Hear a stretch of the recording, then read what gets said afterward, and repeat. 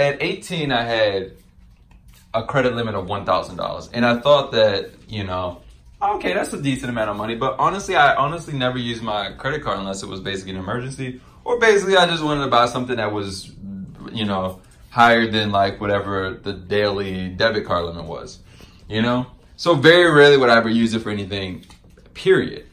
And by me being responsible like that, I mean, obviously after like a year or two, you know, the bank was like, hey, you know, you've been responsible. We're going to boost your credit card to $1,500. And I was like, oh, sweet. But then I still treated it responsibly and I didn't use it unless it was a case of me needing to use it. You know, I rarely use it. And when I did use it, I used it and I paid it right back. So the credit card company was like, hey, you're being responsible still. So we're going to raise it to $2,300. And at $2,300 is when I started using a credit card, not like how it was supposed to be used. And I started buying things and commodities. And mainly it was that my rent would come to a certain amount. And at the time, I was working for a wireless company.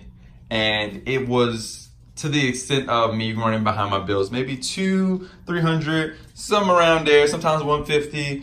And by me running behind, I would just borrow the money from credit, right? I mean, that's kind of the intent of credit cards, right? It's to like, oh, if you need money, you can borrow from here. And this is kind of like your emergency money. But the problem with that is if you always run behind on your bills, then it's not efficient to borrow from your credit because you're always going to be paying this credit back. You know what I mean? Like you're always going to be at a deficit. It makes sense if your income is either variable, like mine is now, where I can make way more money than other months or way less money.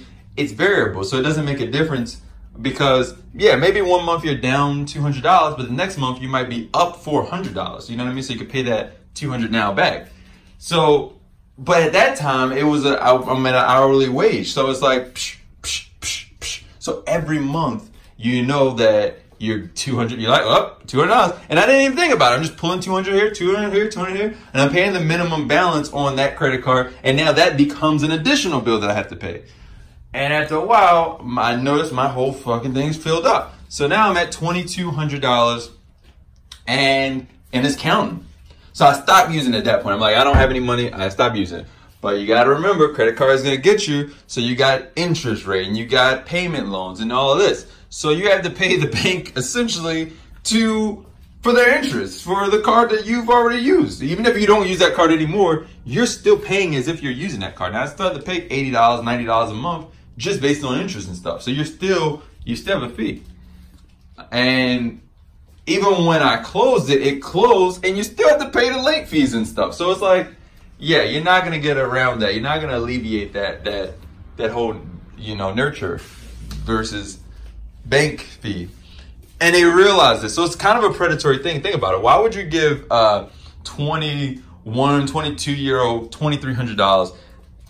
The only reasons why is because they know for a fact that you're not going to pay them back. So now they know that they're going to have you by the balls literally until you pay them back. And you're going to get the debt collectors calling you. And eventually you're going to realize that if you don't pay them back, they have one of the most powerful weapons of all, your credit score.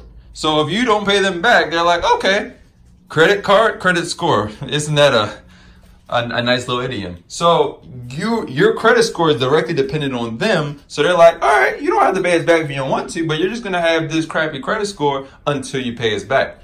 And they know that eventually you're going to cave in and pay them back. You get into things like, you know, buying loans or, you know, trying to like finagle other credit cards to pay off this credit card, which is basically just robbing Paul to pay Peter.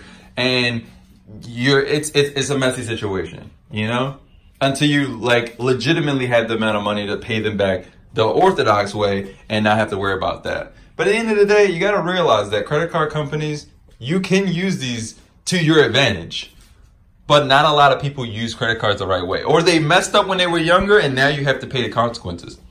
You know, there's no guide to stuff like this. It's not like it's a college class where they're going to tell you, this is how you use credit. This is the APR. This is the borrow rate. This is how much interest you're going to pay on this. No, this is actually relevant and useful information. Of course, it's not going to get taught in college and high school, but you eventually find out stuff like that. And I'm like, it sucks that, you know, when you actually develop that type of knowledge, you realize that you can alleviate a lot of problems if you just had the knowledge to know what was the right way to go about it and what was the wrong way. This is Khi Turner signing off. I just had a quick little Khi talk right here. Might make it a whole new series. I don't know. And hope you guys have an awesome day.